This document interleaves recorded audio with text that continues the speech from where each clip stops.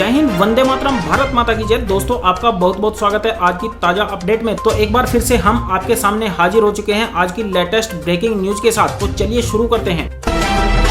UP के किसानों को दिवाली का double gift, 6 lakh metric tonne DAP की खरीदारी, खुलेंगे 4,500 धान खरीद केंद्र। जी हां, आपको बता दें, प्रदेश में किसानों को एक तरफ अपनी धान की फसल बेचने के लिए काफी मुश्किलों का सामना करना पड़ रहा है, तो वहीं दूसरी ओर खाद्य संकट के चलते किसानों को खासी समस्याओं से जूझना पड़ रहा है। ऐसे में बीजेपी सरकार ने किसानों को जल्द राहत देने के लिए बड़ा कदम उठा दिया है। केंद्र सरकार ने यूपी के लिए 6 लाख मीट्रिक टन से अधिक डीएपी का आवंटन कर दिया है। इसके अलावा योगी सरकार ने अगले एक हफ्ते से पूरे प्रदेश में 4,500 धान खरीद केंद्र स्थापित करने के निर्देश दिए हैं। साथ ही धान की खरीद में तेजी लाने के लिए निर्देश दिए गए हैं। दरअसल उत्तर प्रदेश में खाद का संकट लगातार बढ़ता जा रहा है। यहाँ खाद की समस्या के चलते किसानों की मौत की खबरें भी सामने आ चुकी हैं। डीएपी की किल्लत को दूर करने के लिए केंद्र सरकार ने यूपी के लिए 6 लाख मीट्रिक टन से अधिक डीएपी का आवंटन किया है। प्रदेश को यह डीएपी इसी महीने यानी नवम्बर में मिलना शुरू हो जाएगी।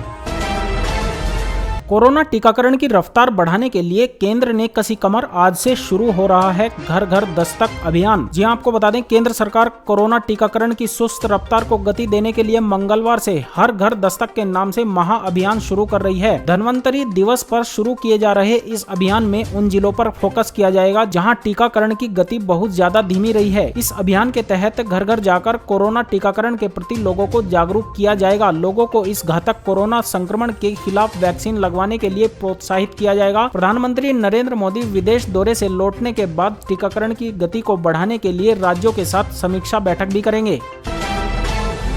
समीर वानखेड़े ने लगाए गंभीर आरोप, चल रही फंसाने की साजिशें। ड्रग्स पेडलर्स के जरिए हुई थी परिवार को टैप करने की कोशिश। जी आपको बता दें, महाराष्ट्र सरकार में मंत्री नवाब मलिक और एनसीबी के अधिकारी समीर वानखेड़े के बीच आरोप प्रत्यारोप का दौर चरम पर पहुंच चुका है। मंगलवार को एक बार फिर नवाब मलिक ने एनसीबी अधिकारी पर आरोप लगाए तो समीर वानखेड़े ने भी इन आरोपों को लेकर पलटवार कर दिया। समीर वानखेड़े ने कहा कि उनको फंसाने की पूरी कोशिशें हो रही हैं। इसी दौरान एनसीबी अधिकारी वानखेड़े ने खुलासा किया कि उनके परिवार के सदस्यों को ड्रग पेडलर्स के जरिए ट्रैप करने की कोशिशें हुई थी। गांधी, नेहरू, पटेल से जिन्ना की तुलना, अखिलेश यादव के इस बयान पर क्या बोले असदुद्दीन ओवैसी। जी हां, आपको बता दें, समाजवादी पार्टी के अध्यक्ष अखिलेश यादव पाकिस्तान के संस्थापक मोहम्मद अली जिन्ना को लेकर दिए गए बयान पर चौतरफा घिरते नजर आ रहे हैं। उत्तर प्रदेश के मुख्यमंत्री योगी आदित्यनाथ और बीजेपी के नेताओं ने इसके लिए उन्हें आड़े हाथों लिया है। तो अब असदुद्दीन ओवैसी ने भी इसे लेकर सपा प्रमुख पर निशाना साध दिया है और उन्हें इतिहास पढ़ने की नसीहत दे डाली है। जिन्ना को लेकर अखिलेश यादव के बयान पर प्रतिक्रिया देते हुए ओवैसी ने सोमवार को कहा कि सपा प्रमुख को यह जान लेना चाहिए कि भारतीय मुसलमानों का मोहम्मद अली जिन्ना से कोई लेना देना नहीं है। हमारे बुजुर्गों ने पहले ही 2 राष्ट्र सिद्धांत को खारिज करते हुए भारत को अपने देश के रूप में चुना था।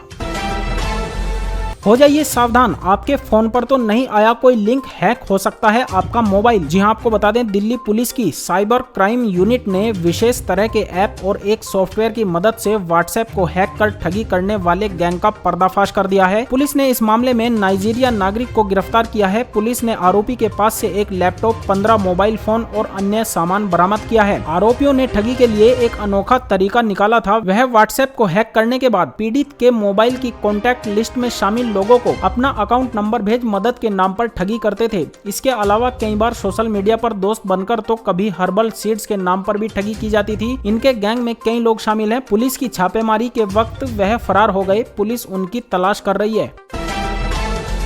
11 साल से कम उम्र के बच्चों में बढ़ा इस बीमारी का खतरा, तेजी से बिछा रही अपना जाल। जी हां, आपको बता दें, अगर आपके बच्चे की उम्र 11 साल या उससे कम है और वह इंस्टाग्राम और स्नैपचैट का इस्तेमाल करता है तो आपको भी अलर्ट रहने की जरूरत है। ऐसा इसलिए क्योंकि सोशल मीडिया ऐप बच्चों को रियल लाइफ में मानसिक तौर पर बीमार कर रहे हैं। वहीं वर्चुअल वर्ल्ड में भी इनका दुष्प्रभाव देखने को मिल रहा है। बच्चों का व्यवहार चिड़चिड़ा और डिप्रेशन से भर गया है। अमेरिकी journal computer in human behaviour में छपी एक हालिया रिपोर्ट किस तरह इस बात का खुलासा करती है, आइए बताते हैं। दरअसल कई पेरेंट्स ने अपने बच्चों के अचानक चिड़चिड़े होने को लेकर चिंता जताई है। यह बात किसी से नहीं छिपी है कि सोशल मीडिया की वजह से बच्चों के मानसिक और शारीरिक स्वास्थ्य पर गहरा असर पड़ता है। अब इसकी पुष्टि नई नई रिपोर्ट्स में भी हो रही है। दरअसल पूरी दुनिया में अभी कोरोना महामारी का खतरा टला नहीं है। ऐसे में कहीं स्कूल खुल गए हैं तो कहीं पर अब भी बंद हैं। यही वजह है कि दुनिया के करोड़ों बच्चे अब भी ऑनलाइन क्लास लेने को मजबूर हैं। ऐसे में सभी बच्चों को पेरेंट्स लैपटॉप या मोबाइल दे दे देते हैं, लेकिन सही समझ ना होने के कारण इसका बच्चे कई बार गलत फायदा उठा लेते हैं। ऐसे में पेरेंट्स के लिए यह चुनौती बनी हुई है कि बच्चों को इस वर्चुअल वर्ल्ड से आखिरकार कैसे दूर रखा जाए।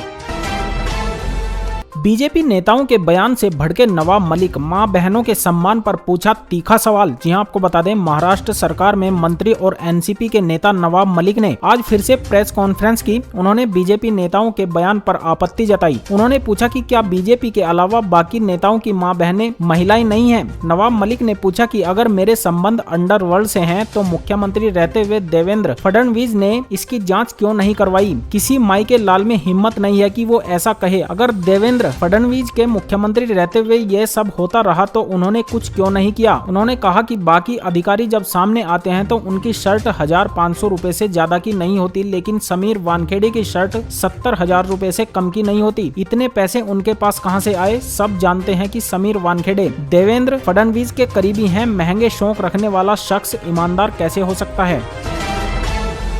कबाड़ बेचकर मोदी सरकार को हुई 40 करोड़ रुपए की कमाई, खाली हो गई इतने लाख वर्ग फीट जगह। जी हां, आपको बता दें, दिवाली से पहले केंद्र सरकार ने सफाई अभियान के तहत मंत्रालयों और विभागों से 13 लाख से ज्यादा फाइलों की छटाई कर दी है, जिससे अलग अलग कार्यालयों में करीब 9 लाख वर्ग फीट जगह खाली हो गई। केंद्रीय मंत्री जितेंद्र सिंह ने सोमवार को इस विशेष कैंपेन के नतीजों की समीक्षा की और जानकारी देते हुए बताया कि ज्यादा पुरानी और गैर जरूरी फाइलों का निपटारा कर दिया गया है। जितेंद्र सिंह ने बताया कि विशेष सफाई अभियान के दौरान निकाले गए पुराने कबाड़ को हटाकर सरकार ने 40 करोड़ रुपए की कमाई कर दी है। हालांकि इसमें इलेक्ट्रॉनिक स्क्रैप भी शामिल है। केंद्रीय मंत्री ने कहा कि इस दौरान पुरानी फाइलों की पहचान की गई है और उन्हें हटाया गया है।